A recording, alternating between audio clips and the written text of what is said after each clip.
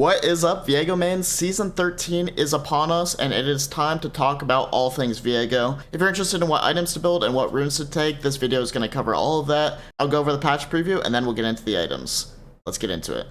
So one of the main things I want to talk about is Show. Now, Show has been a mythic that has had a super high win rate on Viego, and is one that I recommended to a lot of Viego mains. I know in the last patch preview that I did, I said Show was probably the best mythic you could go, and the reason for that is just simply because the item was broken. And even though it didn't synergize perfectly with Viego, with you losing the stack strength possession, it was still probably the best mythic you could go, just because Show was so broken. Now they're increasing the cost of it and changing the way some of the resistances work, how the drain damage works, and also they're making it so that the drain damage no longer works on minions and monsters. Overall, what they're trying to do is they're trying to reduce how good this item is on fighters and trying to make it better on tanks. Or at least they're trying to make it synergize more towards tanks. So because Viego is a fighter and you don't actually stack that much resistances other than your one tank mythic, I don't think Show is going to be the mythic you want to go for anymore. The other main thing I want to talk about is Legend Tenacity. Now this is a very big nerf to Viego, but honestly a big nerf to a lot of champions. Legend Tenacity is getting a pretty significant nerf. As you guys can see, it's losing 10% of its maximum tenacity at full stacks, which is a big deal. It's kind of a double-edged sword, because on one end, that means that enemies are going to be more susceptible to CC, but Viego is somebody who is very, very weak to CC. He doesn't really have a lot of escape tools other than his ult, which you obviously don't really want to have to use defensively, you want to use it aggressively. So outside of your ultimate, you're kind of just a sitting duck when it comes to CC, and a lot of Viego's biggest counters are champions that have the ability to lock down Viego. And so Tenacity is a requirement in a lot of team comps, and now that it's getting a nerf, it's just going to be a huge issue for Viego. Now, we'll see how the overall health of the game changes with Tenacity getting nerfed, because I will say Legend Tenacity has been strong. I do understand why it's getting nerfed.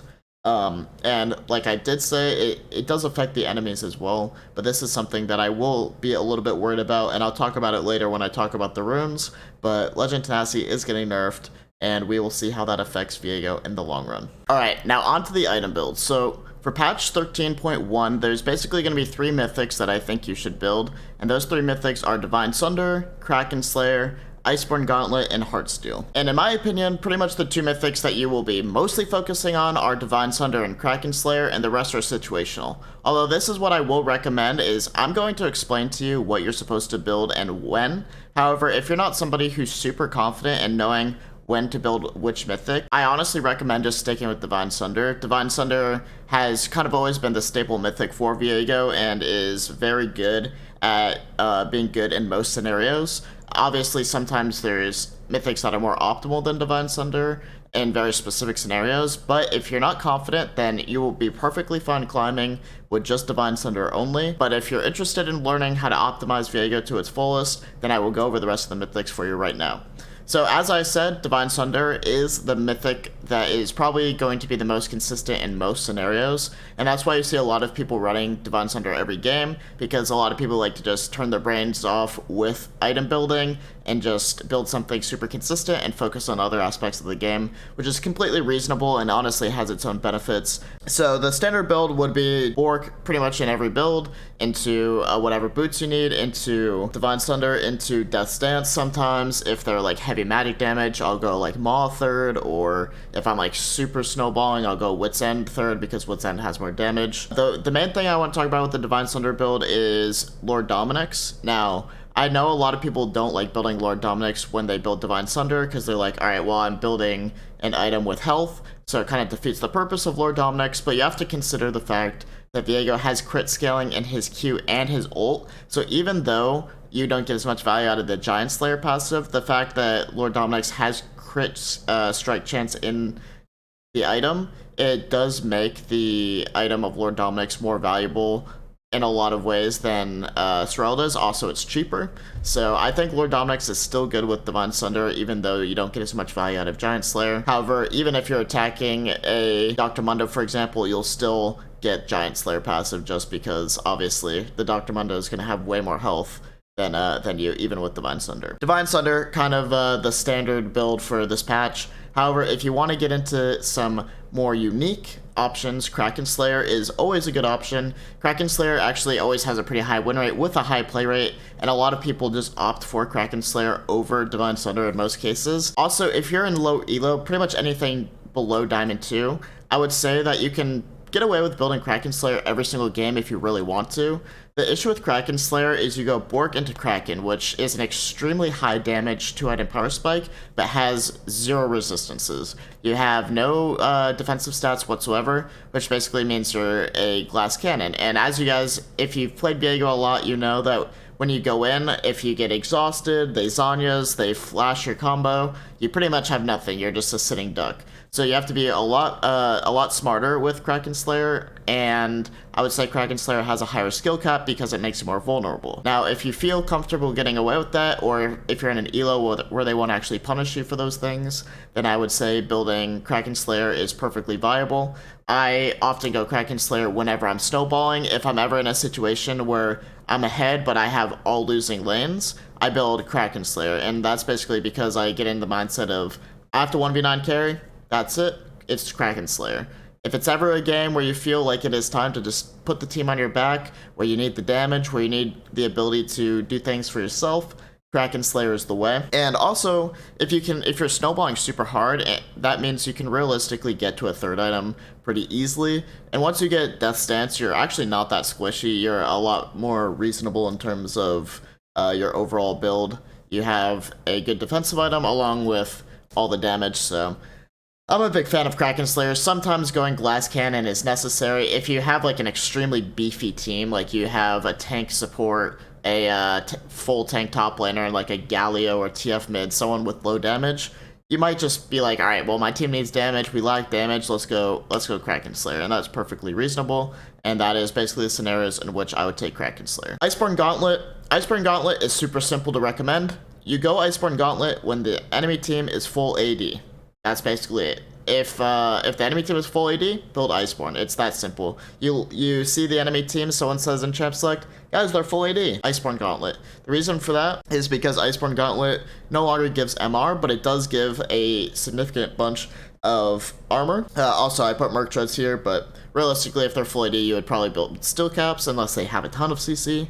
But yeah, so Iceborne Gauntlet into Death Stance into either GA or Randuin's, or if you need more damage, Lord Dominik's is still good. I would say that Iceborne Gauntlet is super situational, but the situation in which you build it is really easy to understand. It's basically just, are they full AD? Build Iceborne Gauntlet. That easy. I know a lot of people have also recommended Bork into Iceborne into Sereldes, which is pretty unnecessary in my opinion, because Iceborne Gauntlet gives a slow, Bork gives a slow, and you have a slow on your smite, so you don't really need the additional slow from Sereldes. So I still think Lord Dominik's is better, that's why I recommend it here. With that being said, that is Iceborne Gauntlet. Alright, the final mythic I want to recommend is Heartsteel. Now, before this patch, I highly recommended Joksho, but Joksho is receiving some changes that I discussed earlier, and I don't think it's going to be that good on Viego. And Heartsteel, on the other hand, I feel like does synergize with Viego really well, but is very, very situational because you really only want to build Heartsteel when you're in a scenario where you're not the main carry and where your team will benefit from you just being tankier. Now, there's a lot of reasons why you might be in this situation. You could be super far behind. Your team could basically just lack any frontline at all. Viego's not a great frontliner, but he can kind of be a pseudo frontliner depending on the scenario. I think Heartsteel is pretty underrated. Me personally, I don't build it very often, although I have heard a lot of people and Viego mains are preferring Heartsteel because it still gives some burst despite being a tank mythic, and a lot of people who play Viego aren't super adept at him yet, and because of that they need an item that gives them a lot more tankiness. So I would say that Heartsteel is very good if you basically need to be tankier. If you don't really know when to look at your team and be like, I think this is a Heartsteel game, I would just not build it. Now let's check out the runes. Alright, so this is going to be your standard rune page for Viego. This is the rune page that I run in most of my games. The main thing to pay attention to here is whether or not you take Tenacity or Alacrity. Now, like I said in the patch preview, Tenacity did get nerfed, which is honestly a really big nerf to Viego because in a lot of situations, Tenacity is required. But unfortunately, with it being nerfed and honestly nerfed so heavily, I would definitely lean towards Alacrity. If you're against a team that just has a ton of CC, I think it could be better to just take Alacrity and then just build Merc Treads, even if they're heavy AD. Because Alacrity, it just gives you so much value, and the only reason why you would ever sacrifice it was because of how strong Tenacity and how necessary Tenacity was. But with it being nerfed, I think I'm definitely going to lean a lot more towards attack speed. But definitely, if I'm against a team that just has an insurmountable amount of CC, I'm going to have to take Tenacity. I mean, everyone's going to have to. The other build that you can go is Inspiration, Cosmic Insight. Now, the only time I would ever go this is if I'm going Divine Sunder, and the reason why this is good with Divine Sunder is because of the item haste that it gives you on Divine Sunder and Bork, and the free boots are also nice. But to be honest, the reason why I like Eyeball Collection and Treasure Hunter is because of the snowball potential. Basically, you get Bork 550 gold sooner, which is an incredibly big deal. I don't think a lot of people realize that Bork is Viego's biggest snowball item, and being able to get it 550 gold sooner is insanely huge. The value you can get out of snowballing with that item is a lot more than Inspiration ever gives you.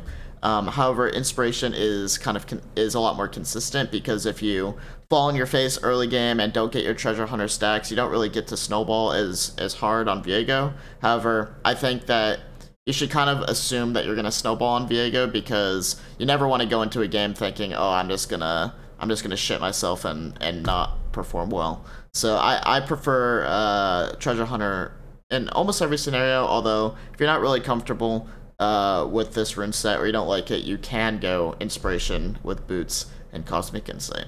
Alright guys, that's it for patch 13.1, the first patch of season 13. I hope you guys stick with Viego throughout season 13. I don't know what is ahead of us. I don't know where Viego is going in this season, but I will be updating you every step of the way. If you guys want to check out my Twitch, I stream every day at twitch.tv/LolElekktro. If you guys want to sub to the YouTube channel, I post Viego videos all the time, guide updates every patch. So thank you guys, much love, and have a great season 13.